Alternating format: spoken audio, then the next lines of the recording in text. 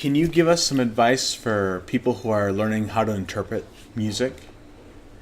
Well, I have to tell you which music, because every style is different. You know, if I'm now here in Cordoba, so I was invited to play some music of the 19th century. So let's say I can maybe give some ideas about the music of the 19th century. Yes, please. You know, because there are some rules which, as Aguado said, you can find only in very deep in your heart, right? So you have to learn also, for instance, that to repeat something twice the same, it's never good.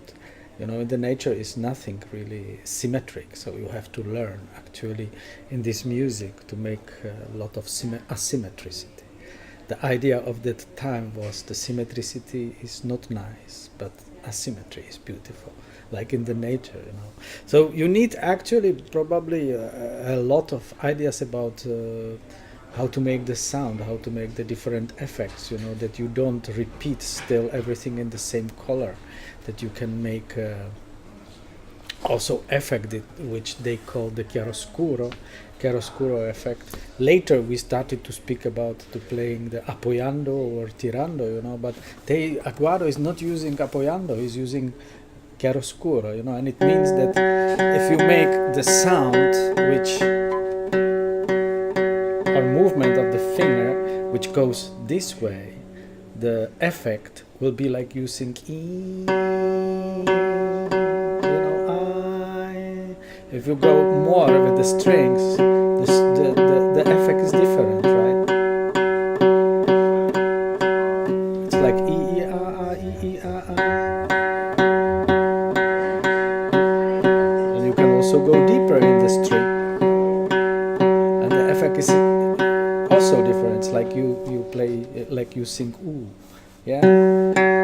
This is something what guitarists very often forget, or they neglect it, and it's pity, of course, yeah. So then what was for me really nice surprise, you know, I was very often using my little finger, pinky, just to play such a color, which I play with the only little piece of my nail, very close to the bridge.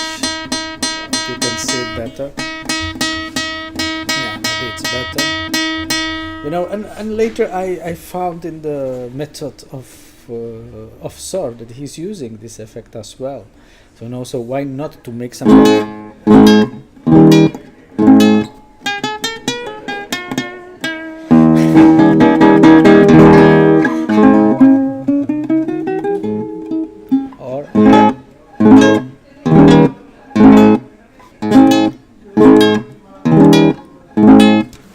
You know, such a nice things which in the beginning is your imagination of the sound, what you can do, and suddenly you find that it has some already idea of you catch idea of somebody else. Yeah. What is also very important by this music, to be not scared to make different fingerings, you know, than you are used to do. For instance, you have the very easy piece of Paganini. Yeah, but you can also make that on one string, probably as Paganini did it.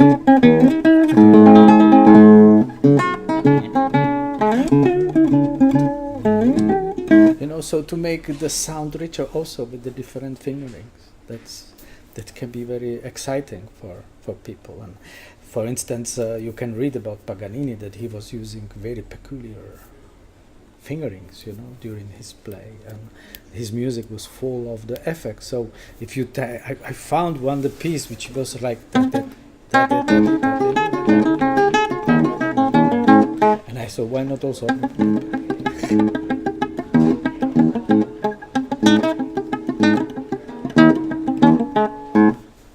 Yeah. So I think that the people with this 19th century music, they should be very creative. You know, and listen also, again, I'm coming back to the singers, you know, how the singers are or making ornaments when they sing the simple melody. You know, also, this is what you can do as well with this music. And you talked about copying the masters. Copy of the master. Copying Well, the it's masters, not yeah. mine To learn, idea. yeah. I took it from Aguado school. Who is recommending to students. Yeah, it's not bad to copy first the master. Before you discover what you really want. I mean, the painters. If somebody studied painting, they went to the big master and he let them to work in the same style as he did. And it's why not to try? Well, try to play like Segovia. Copy Segovia. I'm sure you will discover a lot of things about yourself, about the technique. Well, I talked to David Russell. Mm-hmm. We were talking about how in the early days he was copying Segovia records, but he's developed his own voice. Of course. Over the years. years. That's what I mean.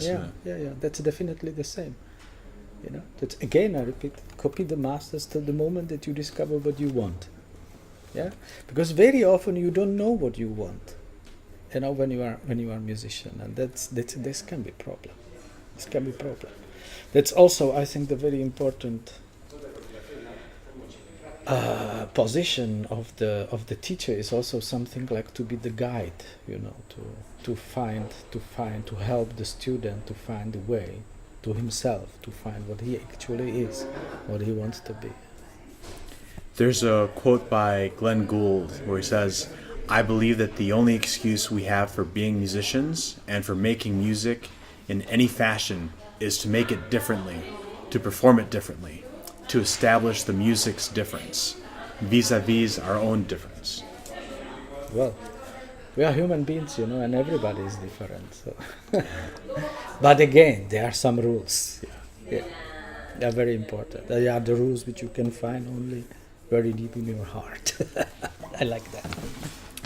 That reminds me of a quote by Pablo Casals where he says that the quote is freedom with order. Exactly. Yes. The music has an order, which you cannot. You cannot break things like the pulse. It's like you break the pulsation of the heart of the human being. You cannot break that.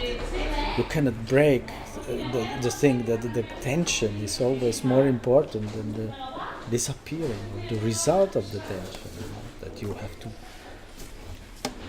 somehow to express the tension much more than the release of the tension, of course. Well, thank you so much for this interview. Very, very happy to meet you and be here. Thank you.